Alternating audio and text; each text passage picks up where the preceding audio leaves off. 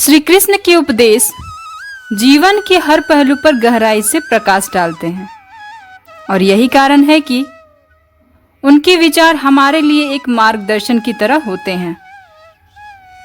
जब हम ज्योतिया पर्व की बात करते हैं तो यह भी कर्म और धर्म से जुड़ा हुआ एक विशेष अवसर है जो भारतीय संस्कृति में खास स्थान रखता है।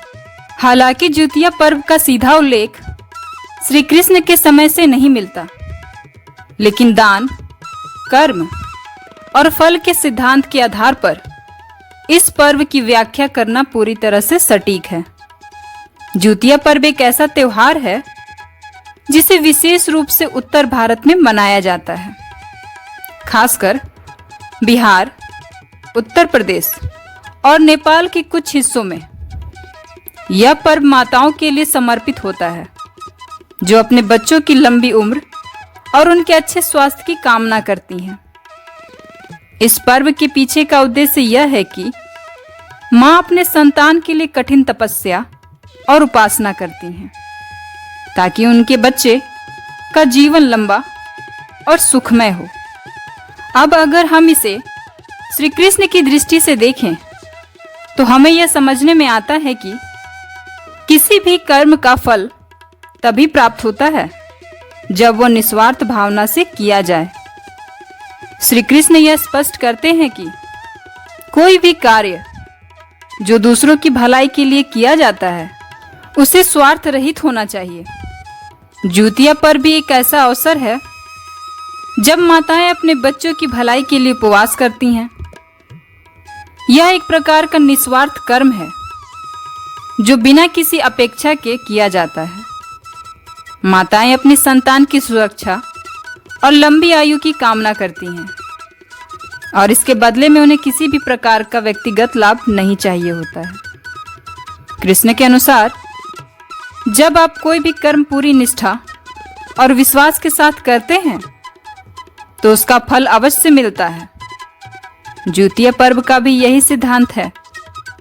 माताएं जब अपनी संतान की भलाई के लिए उपवास करती हैं तो भगवान उनकी तपस्या का सम्मान करते हैं और उन्हें उसका फल अवश्य मिलता है। लेकिन यहाँ यह समझना जरूरी है कि फल का समय भगवान की मर्जी पर निर्भर करता है।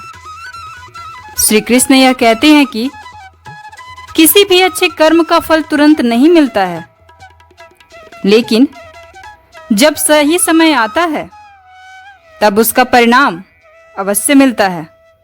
ज्योतिया पर्व के दौरान भी माताएं जो उपवास और तपस्या करती हैं उसका प्रभाव धीरे धीरे उनके बच्चों के जीवन पर दिखता है।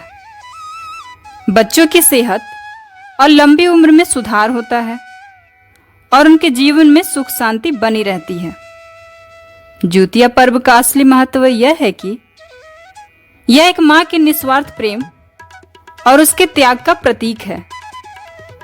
श्री कृष्ण भी यही कहते हैं कि जब हम अपने स्वार्थ को छोड़कर दूसरों के लिए कुछ करते हैं तो उसका फल निश्चित रूप से हमें मिलता है।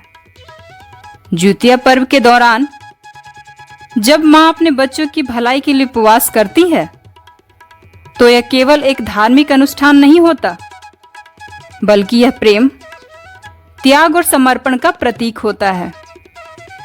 श्री कृष्ण यह भी कहते हैं कि हर कर्म का फल उस व्यक्ति की नियत और भावना पर निर्भर करता है। यदि कोई व्यक्ति केवल दिखावे के लिए ज्योतिया पर्व का उपवास करता है तो उसे उसका असली फल नहीं मिलता, लेकिन अगर वह इसे सच्चे दिल से अपनी संतान की भलाई के लिए करता है तो भगवान उसकी प्रार्थना अवश्य सुनते हैं। इसीलिए ज्योतिया पर्व केवल एक त्योहार नहीं, बल्कि यह हमारे जीवन की उन सिद्धांतों की याद दिलाता है जो श्री कृष्ण ने हमें भगवत गीता में सिखाए हैं। श्री कृष्ण के अनुसार कर्म का फल हमें तब मिलता है जब हम धैर्य और विश्वास के साथ अपनी प्रार्थनाएं और उपवास करते हैं। ज्योतिया पर्व में भी माताएं अपने बच्चों के लिए उपवास करती हैं और यह उम्मीद करती हैं कि भगवान उनके बच्चों की लंबी उम्र और सुख समृद्धि प्रदान करे। लेकिन यह फल तुरंत नहीं मिलता। यह एक सतत प्रक्रिया है जो समय के साथ अपने परिणाम दिखाती है। श्री कृष्ण हमें यह सिखाते हैं कि किसी भी अनुष्ठान का असली उद्देश्य आत्मिक उन्नति और भगवान के प्रति समर्पण होता है।